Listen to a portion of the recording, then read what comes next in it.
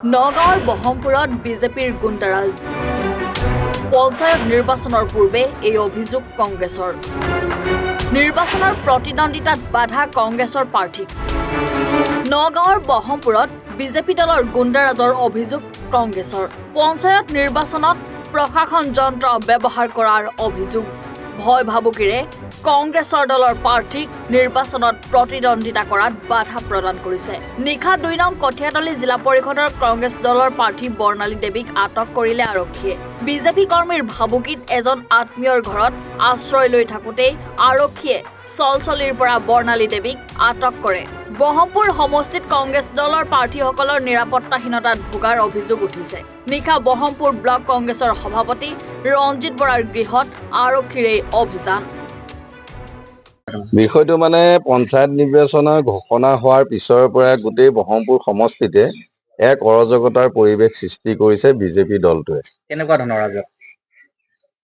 আমাৰ কংগ্ৰেছ দলৰ পঞ্চায়ত নিৰ্বাচনৰ প্ৰায়সমূহ প্ৰাৰ্থী জেডপিচিয়ে হওক আঞ্চলিক পদৰ সদস্যই হওক বা সদস্যই হওক তেওঁলোকৰ ঘৰত গৈ বিভিন্ন ভাবুকি বিভিন্ন ধৰণৰ অত্যাচাৰ কৰি তেওঁলোকে যাতে নমিনেশ্যন উইথড্ৰল কৰি ল'ব পাৰে আৰু বিশেষকৈ জেডপিচিখিনিক ভুৱা কিছুমান গোচৰ জাপি দি তেওঁলোকে থানালৈ মাতি নি বা থানালৈ নি তাত তেওঁলোকক বাধ্য কৰোৱা হয় যে তোমালোকে নমিনেশ্যন কেনচেল কৰা তাৰপিছত তোমালোকৰ কেছটো আমি সমাধা কৰি দিম এনেদৰে যোৱাকালি মানে আমাৰ কঠিয়াতলী জেডপিচি গৰাকী মোৰ মিছেছৰ অকণমান লগা ভগা গতিকে তেওঁলোক মানে ভয় ভাবুকি থাকিব নোৱাৰি তেওঁলোক আমাৰ নগাঁও ফালে গুচি আহি পেলাই আমাৰ ঘৰ পালেহি পৰহি দিনা সন্ধিয়া ইয়াতে ভালকে থাকিল মোক সুধিলে ভিনদেউ কিবা হ'ব নেকি বোলে একো নহয় দে আমাৰ ইয়াত তেনেকুৱা ধৰণৰ হেৰি নচলে মই ভাল কথাই ক'ব লাগিব ভয় খাই পেলাই আশ্ৰয় লৈছে তাৰপিছতে পৰহি ৰাতিটো যেনে তেনে সিহঁতে কটালে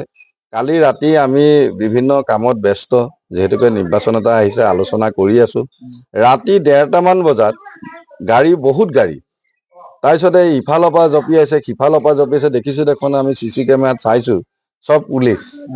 তাৰপিছতে আমাৰ এওঁ উঠি আহি পেলাই সুধিলে যে আপোনালোক কোন থানাৰ পৰা আহিছে প্ৰথমতে নকয় তেওঁলোকৰ মানে এগৰাকী লেডি পুলিচ আহিছে তেওঁ মানে কৈছে যে আমি পুলিচ আহিছো আপুনি দেখা নাই নেকি গতিকে পুলিচ আহিছো আমি আপুনি দুৱাৰ খোলক আমাৰ তেওঁ তেতিয়া কৈছে আমি দুৱাৰ খুলিব নোৱাৰো ৰাতি এতিয়া আমি ৰাতিপুৱা সময়ত দুৱাৰ খুলিম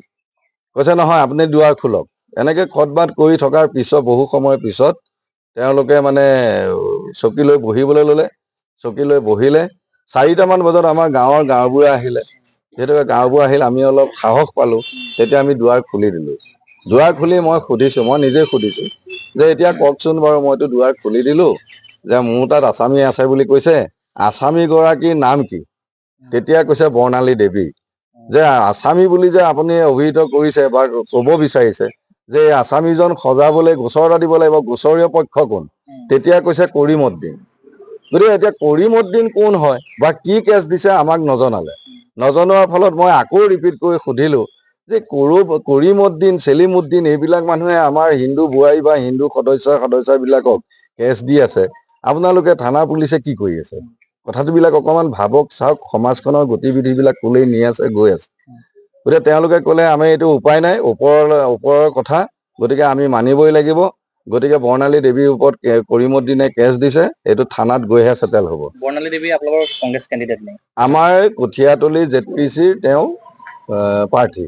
এতিয়া তেখেত ক'ত আছে তেওঁ কামপুৰ থানা পোৱাইছে গোচৰটো কি আপোনাক নজনালে গোচৰ কি নজনালে কালি ইয়াৰ পৰা লৈ গৈছে আটক কৰি ৰাতি কেইটা বজাত আহিছে ১:৩০ বজাত আহিছে কেইখনমান গাড়ী আহিছে আৰু কি লৈ আহিছে তেওঁলোক মানে গাড়ীটো বহুত গাড়ী আহিছে প্ৰাইভেট গাড়ীও প্ৰায় ৩-৪খনমান আছে আৰু বাদ বাকী পুলিচৰ গাড়ী ৬-৭খনমান আছে ১:৩০ বজাৰ পৰা ইয়াত কিমান সময়লৈকে ৪:১০ মানলৈকে আছে